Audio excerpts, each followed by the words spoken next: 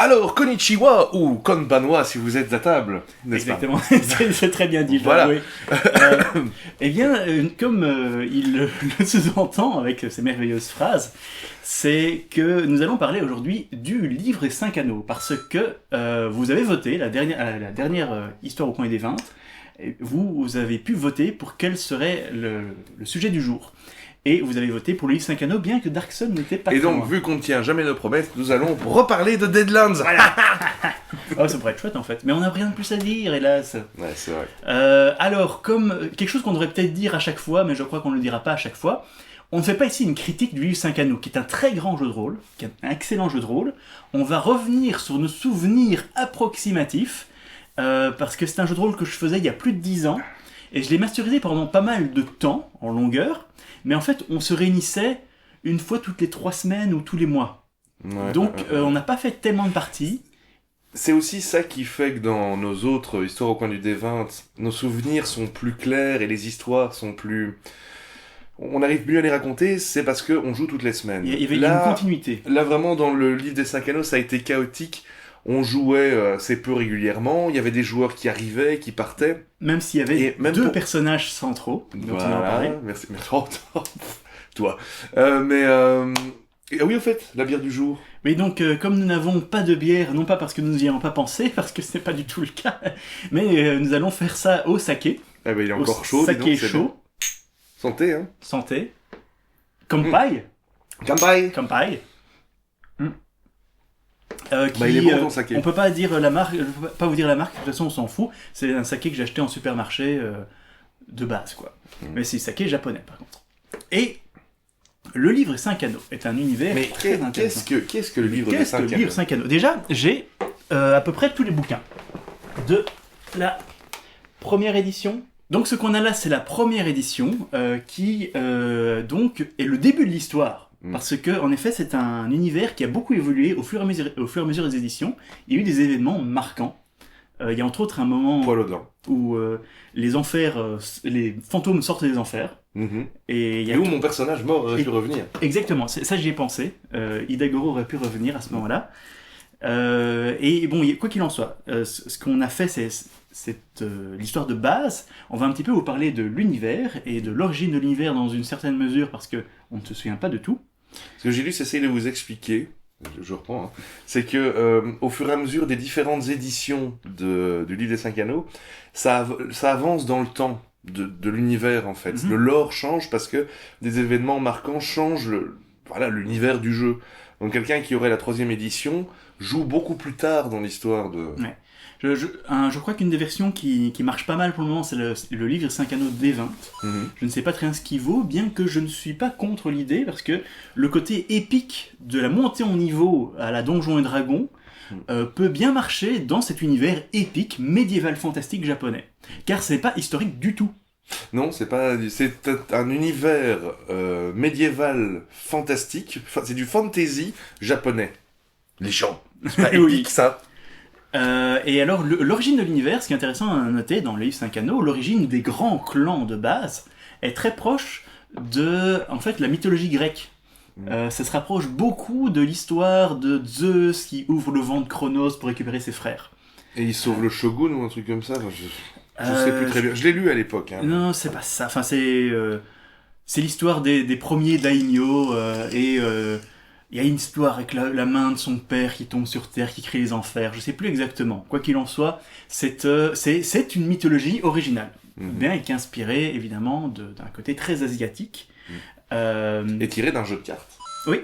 C'est un jeu de rôle qui est tiré d'un jeu de cartes à la base. Ça n'arrive pas tous les jours. C'était le cas de Deadlands aussi, je pense bien. C'est possible. Je crois bien que Deadlands aussi c'était un jeu de cartes à la base. C'est quand même dingue. Hein. Ouais. Enfin bon. Mais donc, le livre 5 anneaux, première édition, il faut savoir qu'il y a un certain nombre de grands clans qui ont tous leur spécificité, qui ont chacun vraiment une personnalité propre. Et c'est en fait, ce qui est marrant, c'est que c'est la richesse de la création de personnages. Oui. Parce que chaque clan, et il y en a pas mal, est subdivisé en plusieurs familles, et chaque famille est très spécifique. C'est un archétype en lui-même. Pour moi, ça se rapproche un petit peu des... Et il a fini son saké. Pour moi, ça se rapproche un petit peu des archétypes qu'on peut trouver dans Vampire la Mascarade. Un peu. C'est-à-dire que ce sont des archétypes qui sont simples à comprendre, facilement digérables pour un joueur débutant, et en même temps, un joueur expérimenté peut jouer avec ces codes pour créer un personnage qui a vraiment une personnalité propre, on va dire. C'est vrai. Très difficile à jouer par contre, le livre 5 anneaux pour des joueurs inexpérimentés, parce que il faut, plus que n'importe quel jeu de rôle auquel j'ai jamais joué, il faut jouer un personnage qui n'est pas soi-même. Parce que il faut se mettre dans la mentalité du Japon médiéval, Le Bushido. qui est complètement alien pour nous. C'est vrai. Qui est très difficile à comprendre, les systèmes d'honneur. Oui. Non, mais j'allais rebondir là-dessus. Parce que c'est vrai qu'autant certains joueurs parmi nous ont eu extrêmement du mal, et ça les a même dégoûtés. Oui, j'ai plusieurs joueurs qui ont essayé et qui ont Et arrêté. autant, par exemple, Sky et moi, on a tout de suite capté comment ça marchait. Peut-être que c'est parce qu'on avait regardé plus de films, on avait lu plus de mangas et vu plus de films de samouraï.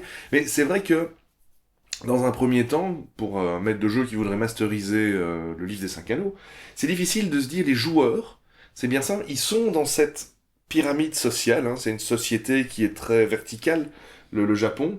Il y a le shogun, et puis il y a ces daimyo, et puis il y a les samouraïs, et en gros, on ne sort pas de ces cases. C'est impossible. Ça n'est pas possible, parce que c'est, comment dirais-je, même spirituellement, ça ne viendrait pas à l'idée de quelqu'un de sortir de sa caste. Mais un truc important, c'est que les différences entre les classes sociales sont encore plus importantes que dans notre Moyen-Âge à nous. C'est vrai. Je veux dire, en théorie, au Moyen-Âge, un seigneur qui allait tuer un paysan, il n'allait rien lui arriver. Mais on a quand même un petit peu lui dire, non mais ça, c'est quoi ça, d'aller tuer des paysans, ça se fait pas, quoi. Ouais. Tandis qu'ici, tuer un paysan... Voilà, le paysan vit, mais le paysan vit dans un autre monde. Il n'a rien à dire, il n'a pas le droit de vivre. Et c'est vrai que par exemple, dans le Moyen-Âge, je dirais chez nous, un paysan qui sauverait son seigneur de manière héroïque peut recevoir un titre de chevalier ou quelque chose comme ça. Dans le Japon médiéval, non. Il y a une barrière infranchissable entre les classes. Et alors, il faut savoir qu'en dessous des paysans, dans le Japon médiéval, il y a les États. Et les États, ce sont... On peut même pas dire que ce sont des esclaves, parce qu'ils n'appartiennent à personne, mais en fait, ce sont des hommes qui n'ont pas d'âme. Ce sont des gens qui n'ont pas d'âme, et donc, ils sont en dessous des paysans. Ils sont en dehors de l'ordre social, et donc ils sont en dehors de la société. Ce sont ceux qui s'occupent de toutes les choses que même les paysans n'osent pas s'occuper. Les sanitaires... la viande, parce que toucher de la viande, c'est un péché. Donc, faire des boucheries, etc., ce sont les États qui s'en occupent. S'occuper des corps, déplacer des corps, ça c'est l'une des difficultés. Parce qu'il y a énormément de scénarios qui sont des scénarios d'enquête. Et il y a beaucoup de choses qui sont difficiles à comprendre, parce que de un, les preuves n'ont aucun intérêt. La parole des gens est ce qui est intéressant. Voilà. Quand un samouraï va dire « Non, je n'ai pas tué cet homme », on s'en fout que tout indique qui est celui qui l'a tué. S'il dit non, c'est non. Sa parole la parole d'un samouraï. Il ne peut pas... Le code du samouraï dit qu'il ne peut pas mentir, donc s'il le dit, c'est que ça n'est pas un mensonge. Voilà. Ce genre de choses. Et on ne peut pas fouiller des corps dans le... Voilà. Et donc c'est pour ça que souvent... C'est impur de fouiller un corps. Vous baladiez avec un État qui était un peu votre serviteur, qui s'occupait de déplacer les corps, de fouiller les gens pour vous, et des trucs comme ça. Voilà, exactement. Alors, qu'est-ce que nous avions comme clan ? Nous avions le clan du dragon. Shiryu. Oh. Exactement. Le clan du dragon, qui sont des samouraïs très... que je ne dise plus de bêtises. Ils sont très isolés, en fait. Ils sont religieux, plutôt, non c'est vraiment... le clan du dragon, c'est un petit peu les Tibétains dans cet univers. Ils ont plein de secrets, etc. Nous avons le clan du crabe. Ouais. Le clan du crabe, le meilleur clan. Non, ce sont des puissants guerriers qui protègent la frontière contre les démons qui veulent l'envahir. Alors comme je le disais, cet univers s'inspire de beaucoup de choses, et le clan du crabe et le Mordor, on va l'appeler comme ça, au sud des terres des samouraïs, des grands comment s'appelait l'Empire d'ailleurs ? L'Empire de Jade ? L'Empire d'Émeraude, pardon. L'Empire d'Émeraude. L'Empire d'Émeraude, voilà. Et donc, au sud des terres du clan du crabe, il y a l'autre monde, qui sont là où sont tous les morts-vivants, les gobelins, les oni, qui sont des espèces d'ogres, etc. Et le clan du crabe, il garde ça, comme le Gondor garde la frontière par rapport au Mordor. Ah ouais. Et donc, ce sont des gros bourrins bourrus. Des bourrins bourrus. Ce sont des bourrins bourrus. Tout à l'opposé du clan de la grue. Non, ça, c'est plutôt le serpent. Ah, la grue. Voilà, et le clan de la grue, eux, ce sont les péteux par excellence. Les péteux. Voilà, sont vraiment les nobles, des grands courtisans, et ce sont des très grands combattants dans une condition, qui sont les duels. Mais le grand... Allez, pour moi, le clan de la grue, c'est que ce sont vraiment les plus raffinés de tous. Oui, tout à fait. En fait, on pourrait dire, quand on voit un membre du clan de la grue, ouais, mais c'est quoi cet avorton faible et maigrichon? Mais non, ce sont des guerriers extrêmement fins et subtils qui vont te trancher la tête. Enfin, c'est ceux ils ont leur sabre comme ça, et ils font... Ouais. Et en fait, t'as juste ta tête qui fait... Il y a la ligne rouge, et puis ta tête tombe. Comme Battezai l'assassin. En parlant de tête rouge qui tombe, il n'y a plus de saké. Non. Bon, heureusement que j'avais une bière sous la main. Et donc oui, eux ils sont spécialistes en Yaijutsu, qui est donc l'art de dégainer son sabre rapidement, qui sert pour les duels principalement. Alors nous avons le clan le clan du lion. Le clan du lion. Le clan du lion qui est par excellence le clan de la force et de la noblesse. Ce sont vraiment ceux pour lesquels l'honneur prime avant tout. Voilà, on ne plaisante pas avec le protocole. Non, ce sont vraiment c'est le clan qui est noble, vertueux, etc. Pareil. Et courageux. Oui. À l'opposé du clan du Scorpion. Eh bien, ils ont fait une belle horloge. Le clan du Scorpion, il est très drôle en fait, parce que eux, ce sont à l'opposé des sales menteurs, des tricheurs. Ils ont des ninjas, même si les ninjas n'existent pas. Les ninjas n'existent pas. Les ninjas n'existent pas. Non. Mais bon, alors on va retrouver quelqu'un mort avec des shurikens dans la gueule empoisonnée, mais ça n'existe pas. Les ninjas n'existent pas. C'est clairement un paysan qui a tué voilà. un samouraï en prétendant que c'était un de ses soi-disant ninjas. Voilà, ils sont prêts à raconter n'importe quelles histoires pour incriminer le noble clan du Scorpion. Ça, c'est difficile à expliquer aux joueurs. On leur dit, officiellement, souvenez-vous que officiellement les ninjas n'existent pas. Les gens ne reconnaissent pas l'existence des ninjas. Mais entre nous, oui, bien sûr qu'il y a des ninjas dans cet univers. En fait, il y a même genre 3 ou 4 clans de ninjas d'assassins différents. Voilà, exactement. Il y a des ninjas qui se servent de l'ombre, qui sont des trucs bizarres, etc. Alors le clan du Phénix sont très intéressants parce que ce sont principalement des magiciens. Ce sont les plus grands magiciens, mais pas seulement. Et ce qui est très chouette, c'est que leurs guerriers ont des capacités pour protéger les magiciens. Ouais, voilà, c'est ça. Et c'est vrai que le clan du Phénix, c'était quand même quelque chose de bien sympatoche. Ah, ils étaient cool, moi je les aimais bien. À un moment, j'aurais bien fait un bushi, un guerrier du clan du Phénix. Ouais. Il faut savoir que chaque clan, donc il y a plusieurs familles, et ils ont tous au moins une famille de magiciens. Et alors le clan de la licorne est assez spécial, parce que c'est un clan qui a été au-delà des terres connues, et qui est revenu, et qui a un côté un petit peu mongol. Pas dans le sens trisomique, hein, évidemment. mais je veux dire, c'est un côté guerrier mongol. Et donc, eux, ils ont des chevaux beaucoup plus grands. Ils utilisent des armes que les autres n'utilisent pas, comme des boucliers. Les autres n'utilisent pas de boucliers. Et eux, ils mangent de la viande. Ils mangent de la viande. Ce qui les fait vraiment passer pour des barbares dégénérés pour tous les autres. Mais c'est le clan de la licorne. Hein. Ouais. Quand tu as besoin de cavalerie, tu vas chercher chez le clan de la licorne. Alors là, tu t'en fous un petit peu qu'ils mangent leur steak. Alors oui, il faut savoir que les magiciens, je disais, ce sont des Shungenja, qui sont en fait, en gros, plutôt des moines shintoïstes un petit peu. Et à côté de ça, il y a les disciples de Shinsei, la voix de Shinsei, qui eux sont plutôt des bouddhistes, qui sont donc des moines bouddhistes, parce qu'il y a Shinsei qui est arrivé tel Jésus, et qui a sauvé l'empereur, qui a sauvé le monde. C'est une classe jouable en plus, on va dire, les moines. En fait, il y a plein de sous-classes jouables, et il faut savoir que j'ai fait toute une série de suppléments juste pour me rappeler où je dois aller chercher quoi, parce qu'il y a plein de trucs super intéressants. Il y a des clans mineurs, entre autres, je sais dans les extensions suivantes, il y a des clans mineurs qui deviennent des clans majeurs, comme le clan de la guêpe, qui sont des archers principalement. Il y avait le clan de la menthe, qui étaient des marins. Il y a le clan de la menthe, qui sont des marins. Le clan du moineau, qui sont des archers. Le clan du moineau, je ne sais plus ce qu'ils sont. Il y avait le clan du lièvre, qui disparaît lors de la première édition, et vous avez vécu la disparition du clan du lièvre. Voilà. Donc effectivement, il y avait de quoi se créer un personnage de malade, si on voulait. Vraiment, il y a beaucoup de trucs. Et en plus, il y a des familles, il y a moyen de jouer des personnages de la famille de l'empereur. Ah Et il y a des sous-familles de oui. l'empereur qui donc sont des personnages très nobles, mais qui, à part leur classe, leur niveau social, ont un peu moins que les autres. Mhm. Et il y a tout un système de talents spéciaux selon ta famille. Et il y a aussi, évidemment, on a oublié les renins. Ah, il y a les renins. Les renins. Évidemment. Et les renins, Ronin. ce sont des samouraïs sans maître. Ce sont des samouraïs qui ont été déchus. Ce sont des mères du Maine, les renins. Alors les renins... Enfin, aux yeux de tous les autres, de tout le monde, ce sont des mères du Maine, les renins.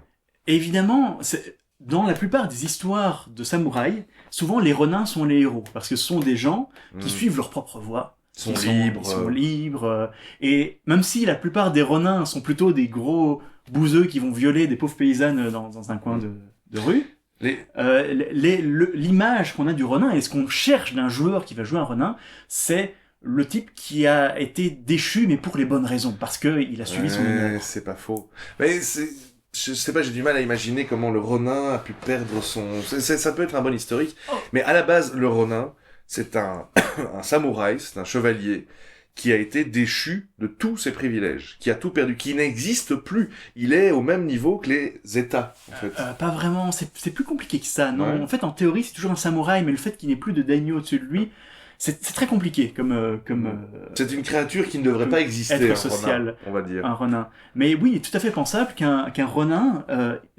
tienne tête à, par exemple, un samouraï du scorpion qui ment, et lui dit la bonne chose, mais le scorpion arrive à manipuler le daimyo pour que, pire que la mort, son ennemi devienne un renin. Parce qu'il faut savoir que devenir un renin, c'est pire. C'est pire que la mort. Que c'est la plus mort. déshonorable que la Parce mort. que la mort est honorable. S'ouvrir le ventre est honorable. Et se faire seppuku, c'est honorable. Et il faut savoir aussi que c'est un jeu de rôle où on peut facilement mourir dans des discussions. Oui, tout à fait. Si tu te conduis mal en face du daimyo, tu peux devoir... Mais tu m'étonnes, je veux dire... Très bonne inspiration si vous voulez jouer à ce jeu de rôle. Le bouquin et la série Shogun. Shogun. Shogun, ça donne tout à fait l'idée. Shogun est vraiment le mode d'emploi pour masteriser et pour jouer même, parce qu'il faut que les joueurs sachent ce qu'ils font. Moi, c'était un truc... c'était avec Quentin, ça m'avait frappé, où à un moment... Tu vois, il voulait juste jouer, hein, et alors il sortait des trucs qui ne passaient pas tout le temps. Il y a eu un moment où Quentin il jouait un renin, et en gros, il jouait de manière dégueulasse.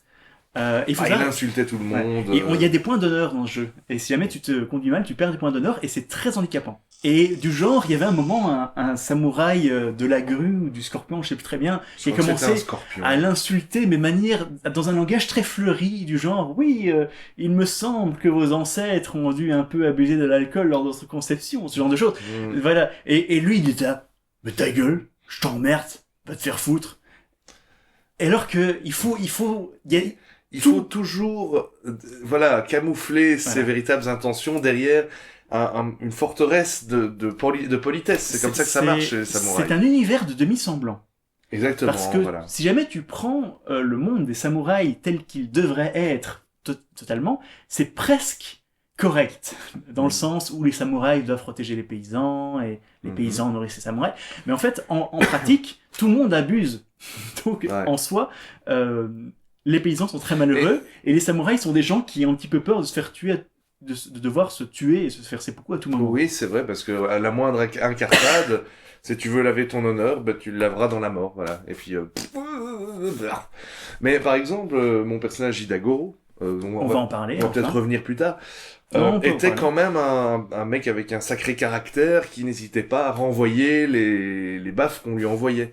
Mais même ce personnage répondait de manière crue, mais subtile. J'ai pas vraiment de...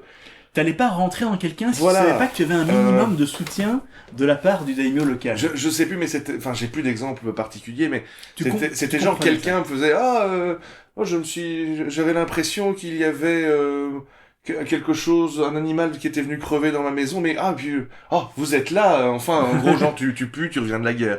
Et puis, moi, je lui sortais un truc genre, vous devriez parfois sortir votre sabre de votre fourreau, parce que, à force de le laisser tout le temps dedans, il va rouiller, vous ne saurez plus jamais le sortir, ou un truc comme ça. Ouais. Et ça, Oui. c'est la je t'en claque, renvoie une, tu vois. mais ça reste un minimum. Pour toi, tu comprenais Il faut ce insulter système. courtoisement. Tu comprenais ce système. Et oui, donc je me souviens de peu d'aventures. Et je vais vite fait vous parler, avant de parler de Louis Saint-Cano, à l'une des aventures qui était le plus gros fail que j'ai jamais vu de la part des joueurs.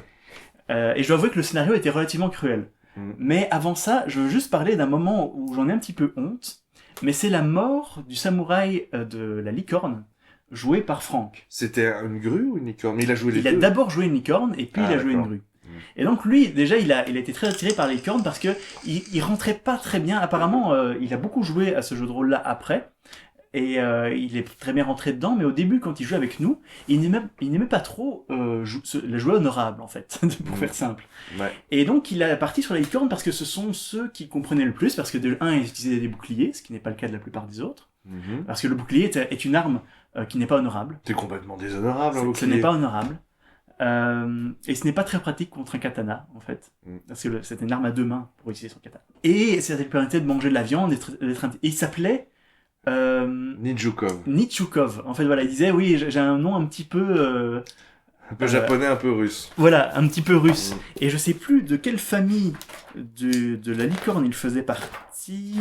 Je crois que c'était Shinjo Ninjukov. C'est possible. Ou Iyushi Ninjukov. Enfin bon, c'était... Peu importe. Et donc, il y a, c'était lors du scénario d'introduction, en plus, où ils se rendent bien compte qu'il y a un samouraï du Scorpion qui, comme par hasard, fait plein de saloperies. Et vous aviez été un petit peu le menacé. Vous avez fait un petit peu du rentre-dedans. Et il n'avait pas beaucoup aimé ça. Bah ouais. Et c'était lors de mes toutes premières parties, si ce n'était pas la première partie, c'était la deuxième partie du livre Saint-Cano que je faisais, c'était le premier scénario. Je ne connaissais pas tout par cœur. Et je me dis, oula, le Scorpion, il n'a pas aimé ça, il va essayer de les empoisonner. Notre ami Ninjukov va se coucher, et je lui dis, fais un jet de perception. Il le rate. Il se couche sur ton coussin, gentiment, et je lui dis, ah, tu sens que ça pique. Et en fait, il y avait une épine dans son coussin, remplie d'un poison. Et donc, je vais voir, alors je dis, ok, donc, tu sens bien que c'est empoisonné. Je sors le bouquin, je dis, ok, donc maintenant, pour résister au poison, tu dois faire un jet de... Ah, ben, il n'y a pas de jet, en fait, t'es mort.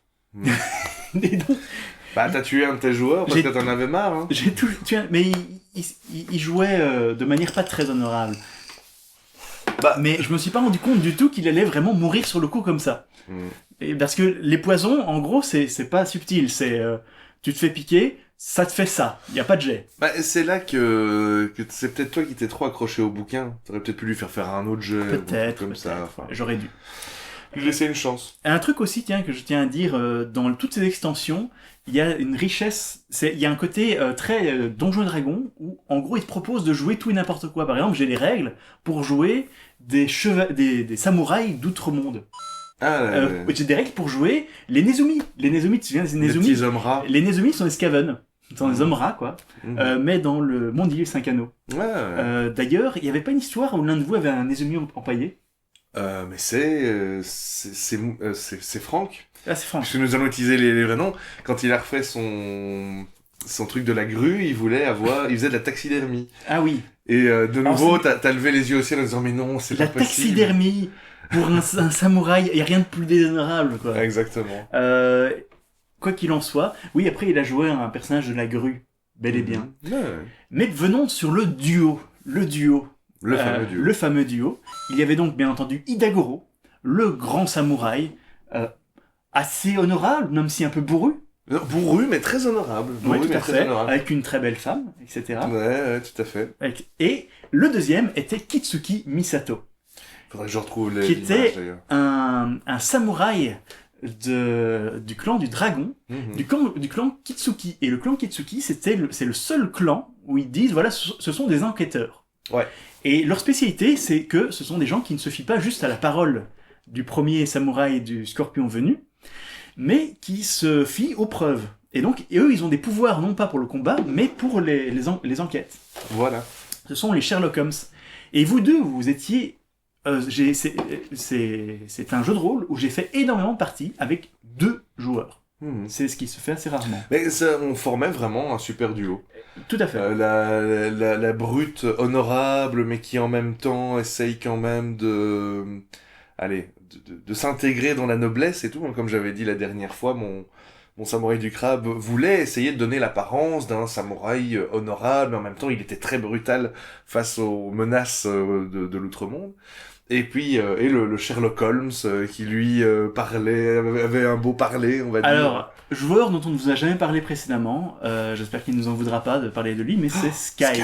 Sky, c'était un de nos joueurs avec lequel on a fait beaucoup de parties au début où on était à Bruxelles, donc vers les 2003 à 2006-2007, quelque chose comme ça. Ouais, un truc comme ça. Et Sky était parfait pour le livre 5 anneaux, parce que c'est quelqu'un qui, naturellement, dans la vie de tous les jours, a un très beau parler.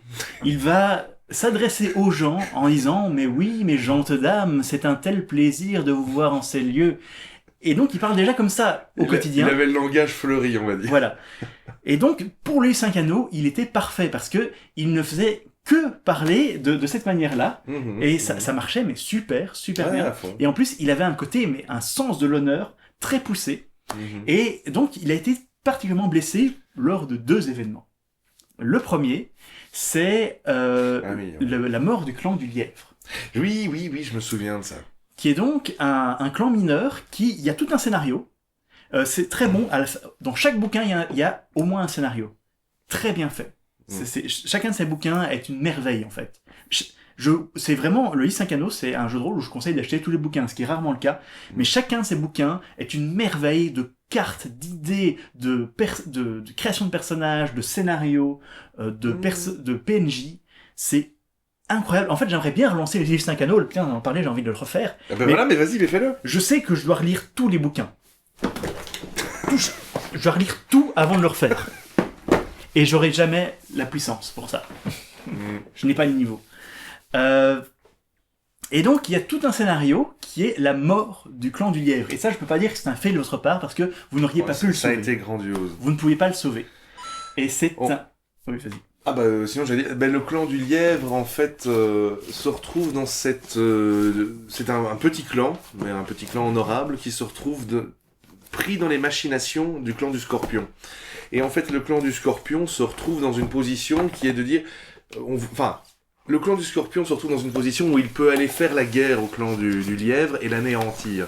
Parce que, de par leurs machinations, ils ont réussi à leur couper tous les ponts et toutes les alliances, en fait. Ils sont seuls. La voix du loup, qui est donc le supplément pour jouer des renins. Ah voilà. Et donc, en fait, dans ce scénario, on se retrouve à tenir avec le clan du Lièvre lors de leur dernière bataille, quand leur forteresse familiale va être prise par le clan du Scorpion.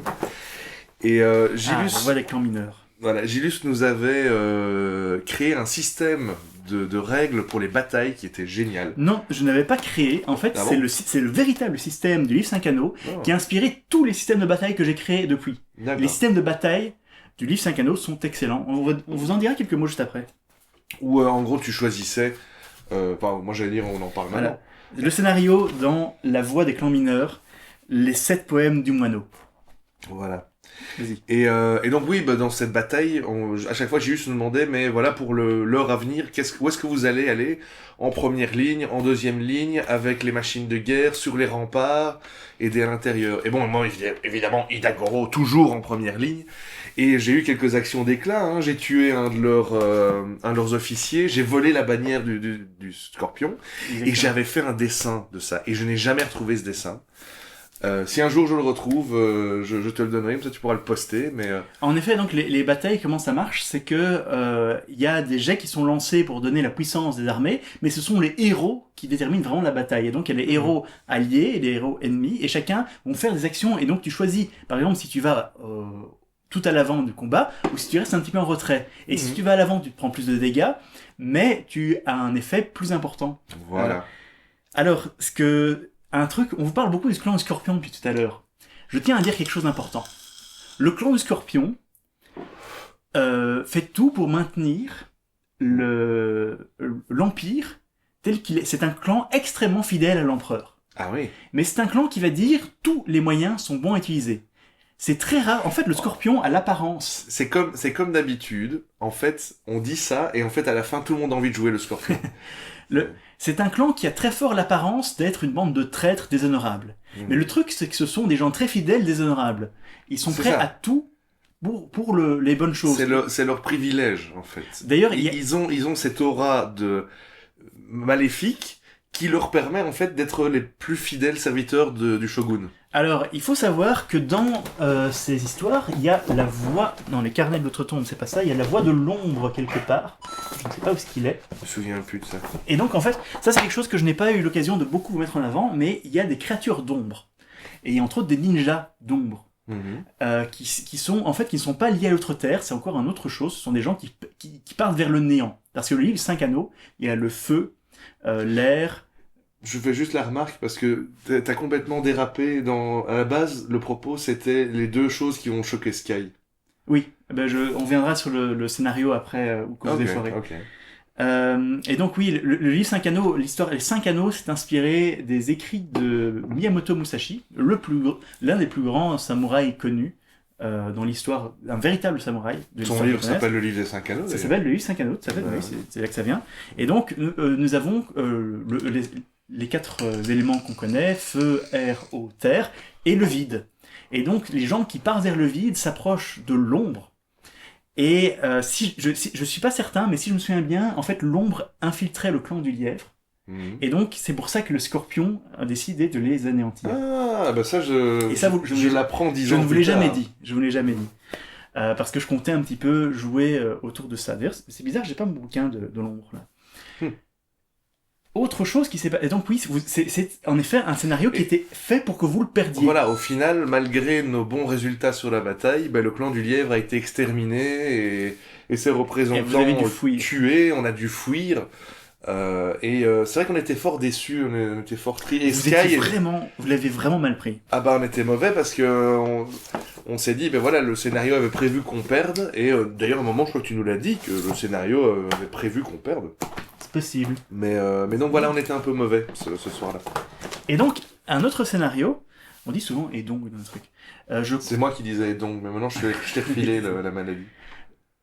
Et alors, un autre scénario, qui est l'un des scénarios à la fin d'un des bouquins, je ne me souviens plus exactement lequel, il y avait toute une histoire d'une femme qui voulait devenir forgeronne. Et ça, c'est un scénario dont je me souviens très bien, parce que c'est... vous avez complètement raté l'aventure. Je me souviens plus très bien, mais... Alors, l'histoire, c'est qu'en fait, il y avait une femme qui voulait devenir forgeronne, et qui était une très bonne forgeronne, mais ce n'était pas très honorable pour une femme de se lancer dans ce genre de métier. Donc, on lui avait lancé comme défi de faire une compétition contre le plus grand forgeron des environs. Et le truc, c'est que, évidemment, lui, il va tricher. Ah bah ouais. Et donc, vous étiez avec elle.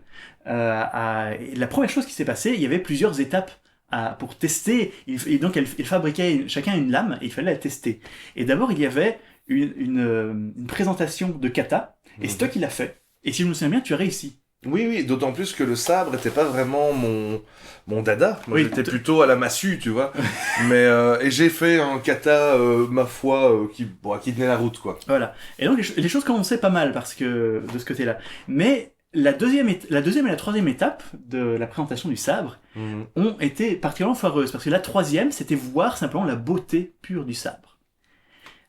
Mais avant ça, il y avait la deuxième étape, qui était de voir le tranchant du sabre. Et pour tester le tranchant d'un sabre, un très grand sabre samouraï, et ce que je vous dis c'est officiel, un très grand katana doit pouvoir trancher 4 personnes d'un coup.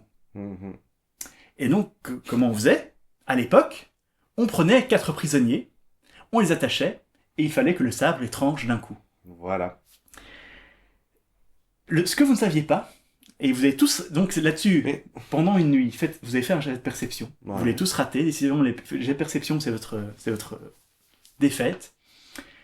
Vous faites tous un jet de perception, vous le ratez. Ce que vous ne vous êtes pas rendu compte, c'est que quelqu'un avait été voir les prisonniers et leur a dit « Oui, mais c'est dégueulasse qu'ils vous tuent comme ça, il faut que vous vengiez, et la meilleure façon de vous venger, c'est de détruire ce sabre, et pour ça, il faut que vous mangiez des pierres. » Et donc ils avaient fait bouffer des pierres aux prisonniers Exactement. qui devaient se faire trancher en deux. Et au moment donc où les prisonniers se font trancher, ça fait... Et non seulement, à cause de la résistance des pierres, le sabre n'est pas passé au travers des 4 personnes, d'ailleurs il y en a un demi qui est accroché et qui souffre beaucoup, mais en plus, le sabre se retrouve totalement griffé. Ouais. La troisième étape, la beauté du sabre, est perdue. La femme est complètement déshonorée. Et elle se fait seppuku. Oui, mais en même temps, alors je sais pas comment t'avais maîtrisé ton aventure, mais j'ai jamais eu vraiment l'impression qu'on pouvait... Oh, vous pouviez tout à fait la sauver. Vous avez totalement foiré en fait, l'étape la plus importante. On avait loupé nos jets. Et donc, l'histoire des prisonniers qui avaient mangé des pierres, on s'en doutait pas du tout. Non. Si on avait su, moi je sais ce qu'on aurait fait. Mais vous n'auriez pas... Enfin, il fallait... Oui. On aurait échangé les 2 lots de prisonniers. Ah, mais attendez, parce que... Mais vous ne saviez pas. D'ailleurs, je vous ai donné des indices. Je dis, les prisonniers ont l'air de bouger de manière un peu bizarre. Ils ont du sang autour de la bouche, des trucs comme ça. Vous avez... C'est pas vraiment votre faute. C'est à cause d'un mauvais jet. Mais on peut rater un scénario à cause d'un mauvais jet. Ah, je sais pas. Et donc, c'est une... C'était bien triste, en tout cas. Oui. C'est une partie qui a été, malheureusement... Un échec total. Un échec total. Et voilà, en fait, je me souviens plus de grand-chose. Je me souviens d'une histoire avec un moine fou, un moine du dragon qui était fou, parce qu'il y avait les moines du dragon, qui étaient des gars qui se battaient à main nue, qui avaient des tatouages magiques et tout. Mais j'ai pas de... je me souviens d'un dessin que tu avais fait de lui. Oui, c'est possible. J'ai pas énormément de souvenirs. Ça remonte à il y a longtemps. À part la mort de mon personnage. Ah, mais oui, on l'a pas encore dit. Eh ben voilà, on va raconter cette partie-là. Et encore, c'était pas absolument terrifiant. Enfin oui, si, il y en a quelques-uns. J'en ai emporté quelques-uns dans ma tombe. Entre autres, le personnage de Quentin, qui n'en avait pas fini de souffrir. Je ne retrouve pas la voix de l'ombre. Ça m'embête. Il est peut-être encore dans la bibliothèque. Je regarderai. Peut-être dans la bibliothèque. Comment Hidagoro, le plus grand samouraï de tous les temps, a-t-il péri? Tu étais un très grand samouraï. Bien que le personnage le plus brun du livre 5 anneaux, c'est le daimyo du clan du crabe. Ah, lui, il me plie en deux, tu vois. Il est invincible. Ah ouais, non. Invincible. Mais non, dans mon souvenir, on n'était pas dans l'outre-monde, on n'avait pas été faire une escapade dans l'outre-monde. Je crois. Ou alors, il y avait une créature de l'outre-monde qui était sortie. Et le personnage de Quentin se fait posséder par un démon. C'est toi qui t'es fait posséder. Ah mais non, c'est en plein combat. J'avais reçu un Tetsubo, donc une espèce de massue. Oui, c'est ça, t'as vu un Tetsubo. Qui était le Tetsubo maudit de la lune, qui était maudit, et à chaque fois que je l'utilisais, il fallait que je fasse un jet. Et pendant des scénarios, aucun problème, je réussis mes jets, j'avais beaucoup en volonté. Ça revient d'un coup, là. On a discuté de ça avant d'enregistrer, on se souvenait pas, et ça... Et en gros, ce qui s'est passé, c'est que avant d'aller buter... Genre le boss de fin du scénario, qui était un grand démon très puissant, je pète un câble, j'arrive plus à m'arrêter de me battre, je loupe mon jet. Tu deviens berserk. Et là-dessus, je fracasse le pauvre personnage de Quentin. Il y a Quentin qui avait fait un personnage du Phénix, je me souviens. C'était un sorcier du Phénix. Non, c'était un samouraï du Phénix. Ah. Et qui dit, ok, j'essaye de stopper Hidagoro. Eh ben Hidagoro, il te tape. Ça n'a pas marché. Mais je faisais tellement de dégâts avec ce truc. C'était un personnage niveau 1, lui. Et toi, c'est un personnage qui était très haut niveau, Hidagoro. À fond. Et puis je ne sais plus, dans mon souvenir, une fois que j'ai eu tué un membre du groupe, t'as fait style, oh, on va calmer le truc. En fait, le fait de le tuer, ça t'a ramené à toi. Et donc voilà, et je suis revenu à moi. Et je me souviens que je me suis dit sur le moment... Là, je me sens tellement mal d'avoir tué un de mes compagnons, je m'en fous. Et il y avait l'énorme démon, tu m'avais décrit ça comme un énorme démon qui sortait d'un chaudron, je pense. Ok, je me souviens pas de ça. Et je dis, je fonce et je l'attaque. Et tu m'as dit à l'époque, t'es sûr que t'attends pas les autres du groupe? Oui. Et j'ai dit non, en fait j'y allais pour ma mort. Pour expier mes péchés, j'allais sacrifier mon personnage. Et c'est bel et bien ce qui arrivait, mais je suis passé à ça de le tuer, le boss final. Ouais. Et en fait il m'a achevé. Les potes l'ont achevé, et alors je me souviens que c'était là, autour de la table, c'était oh. Et alors Quentin était mauvais parce que son personnage, lui, on avait rien à foutre, hein. On avait déjà fait une croix, tu vois, avec 2 morceaux de bois. Donc...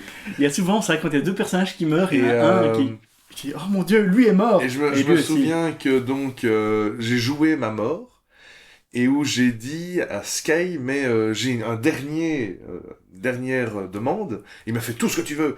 Il dit, je veux que cette arme maudite, on la donne à ma fille. Comme ça, elle apprendra, elle apprendra, elle ne fera pas les mêmes erreurs que moi. Et il était tout perturbé. Il dit, non, on va pas donner ça à ta fille quand même. Elle va pas faire. Puis ouais, non, mais je la connais et tout. C'était pas mal comme fin de partie. Je vous faisais des jets régulièrement pour voir si vous aviez des enfants, etc. Ouais, mais j'avais une fille. Et tu avais eu une fille, toi. Ouais. Parce que j'insistais beaucoup que vous n'êtes pas juste des aventuriers errants. Non, vous avez une famille, vous avez une maison. Après la mort de Hidagoro, je pense que ça s'est plus ou moins... le jeu s'est plus ou moins arrêté. Je sais pas si t'as pas fait un personnage. Moi, je crois que J'en ça ai peut-être créé un. Je pense que j'avais créé un espèce de magicien qui faisait du kabuki. Ok. Enfin, comment ça? Mais ça sert à... Oh C'est vrai que la mort d'Hidagoro a été un petit peu la mort de ce jeu de rôle, pour moi. Oh. Et j'ai plusieurs fois tenté de relancer, mais c'est un petit peu un effet Shadowrun. J'essaie de le relancer, mais je me retrouve... Moi, j'avais déjà prévu de jouer ma fille, tu tellement vois. face au... Déjà, je suis un peu perdu dans l'univers, parce que j'ai téléchargé qu'est-ce qui se passe après, et je sais pas très bien comment jouer ça. Je sais pas. Je vais y réfléchir. C'est pas impossible qu'un jour je le relance. Ça fait 10 ans que je dis que je vais le relancer, mais... Bah, t'es sûr que tu dois relire tous les bouquins? Ou tu ferais pas juste... Tu maîtriserais pas juste la version des 20? Ce serait plus facile, ça. Tranquille? Mais ils sont tellement bien, ces bouquins, d'un point de vue pour les historiques, etc. Ouais. J'ai envie de pouvoir proposer tout. J'aime bien proposer tout. Voilà, donc, comme vous avez vu, souvenir très approximatif. On a un petit peu sauté du coq à l'âne.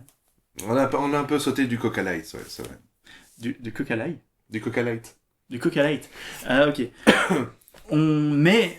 Très grand jeu de rôle que je vous conseille sous toutes ces versions. Si quelqu'un dans les commentaires veut dire non, cette version-là est mieux, attention, quand on dit ça, ne pas prendre juste son aspect nostalgique et personnel, mais quelqu'un qui aurait étudié plusieurs versions. J'étais en train de me dire, je t'ai pas payé de cadeau d'anniversaire cette année? Non. Le livre des 5 anneaux version des 20, ça te dirait? Ouais, c'est un cadeau empoisonné. Les cadeaux empoisonnés. Tiens, masterise maintenant. Honnêtement, ça me déplairait pas, ne fût-ce que pour un côté collection. Ah, why not? Je pourrais en faire une critique au coin des 20, un de ces 4, qui est un format dont je parle depuis Pakistan. Au fait, n'oubliez pas d'aller voir ma vidéo sur le 3615 Camisole, qui est un jeu de rôle que j'ai écrit, que je vous ai partagé. Et donc on va peut-être faire un... J'aimerais bien qu'on fasse ce que j'avais dit, on va parler des jeux de rôle que j'ai créés, entre autres, le jeu de rôle Chevalier de Zodiac. Oh oui.